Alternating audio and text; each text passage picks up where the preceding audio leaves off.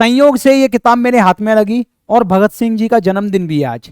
28 सितंबर 1907 में भगत सिंह जी पैदा हुए। जो अमर होते हैं वो कभी मरते नहीं। आप सबको पता है इनका जन्मदिन? यस सर है। ठीक है, तो इस किताब को पढ़ते हुए मैंने एक वाक्य जो पढ़ा वो आप सबको सुनना चाहिए।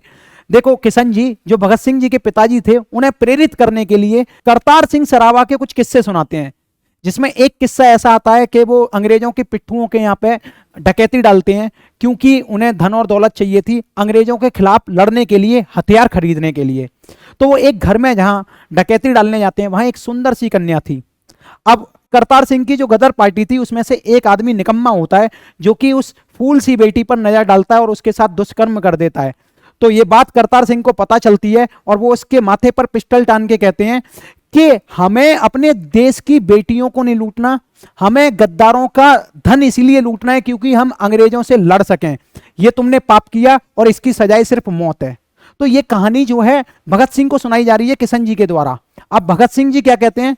करतार सिंह जी ने बिल्कुल ठीक किया पिताजी।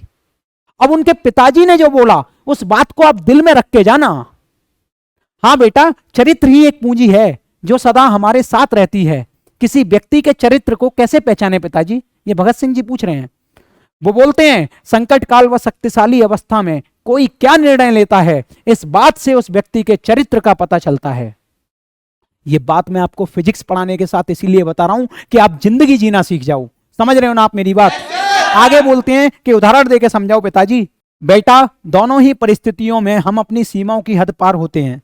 एक सच्चरित्र व्यक्ति दोनों परिस्थितियों में संतुलित रहेगा और एक दुष्चरित्र व्यक्ति संकट काल में गुलामी की तरह व शक्तिशाली अवस्था में दुष्ट व स्वार्थी होगा। पिताजी ने प्यार से ये बात समझाई और आप भी ये बात समझ गए होंगे। मैं ये बात क्यों समझा रहा हूं? क्योंकि आपके मन में भी कोई गलत ख्याल ना आए।